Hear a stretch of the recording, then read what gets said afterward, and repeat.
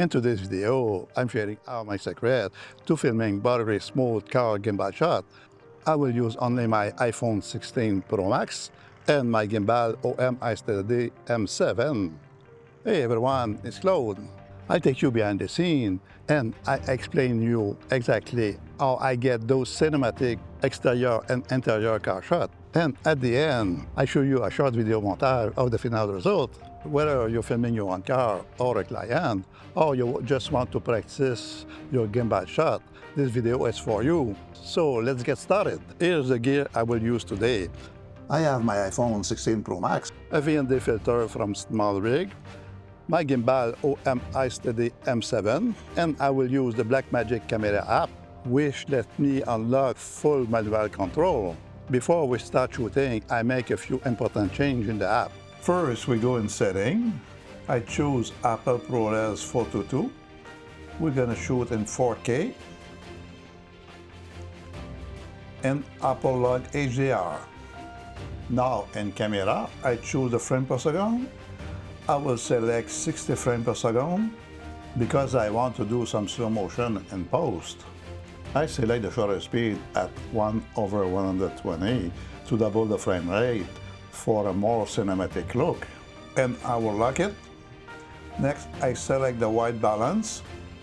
I point to my subject and I lock the white balance, so like this it won't change when I will record. Alright, before we hit record, here's a few key things that really help you to get smooth gimbal shot.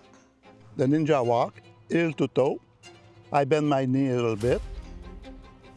I walk smoothly.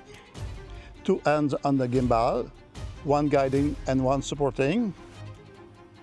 And I move slower than I think. I don't overcorrect the gimbal, I let the gimbal do the job.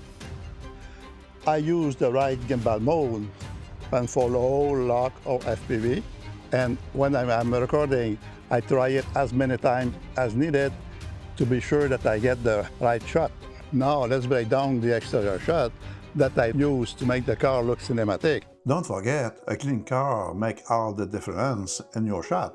For our first shot, we're going with a drone view. I've added an extension to get extra height.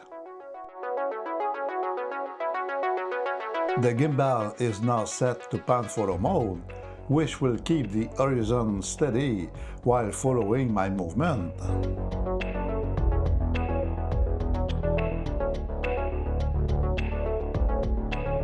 For the reveal, I lock focus on the car. With the gimbal in pan photo mode, I slowly slide to the right, letting the flower in the foreground to reveal the car.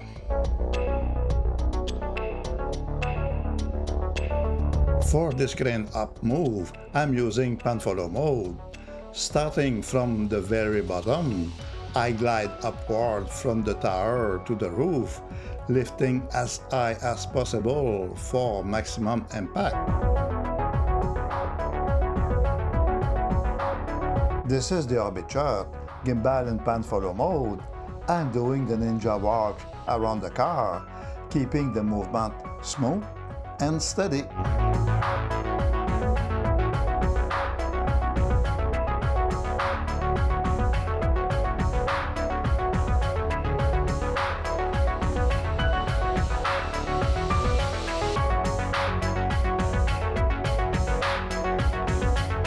Here's a low angle tracking move, gimbal in POV mode. I'm pushing forward slowly while rotating around the wheel for a dynamic effect. With the gimbal in pan follow mode, I move gracefully to the right, letting the car details come into view.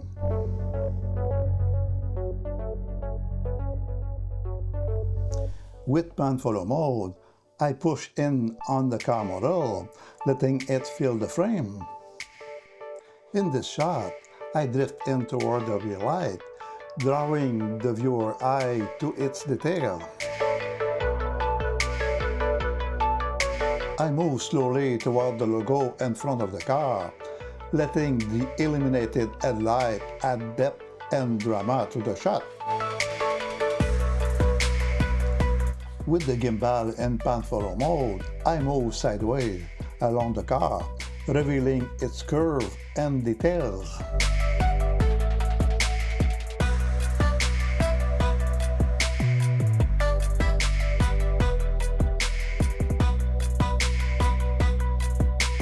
This time, the rear lights are on. I move with a subtle rotation from left to right, bringing out their shape and detail.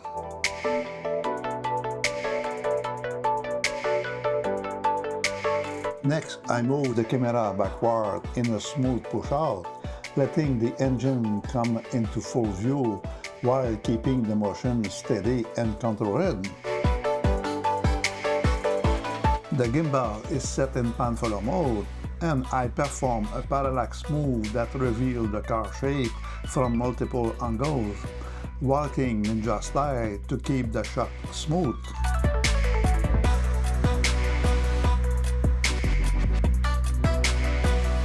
Now, moving to the car interior, I perform a push-in combined with a rotation to showcase the features and equipment.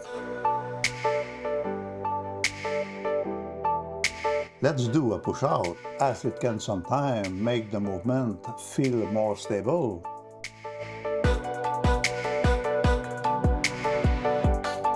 This time, the shot is taken by passing the lens through the car window for a unique perspective.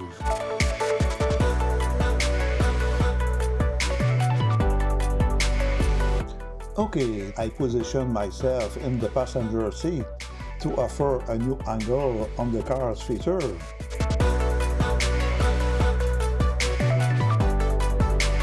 From the rear seat, I showcase the cabin, giving the viewer a fresh point of view.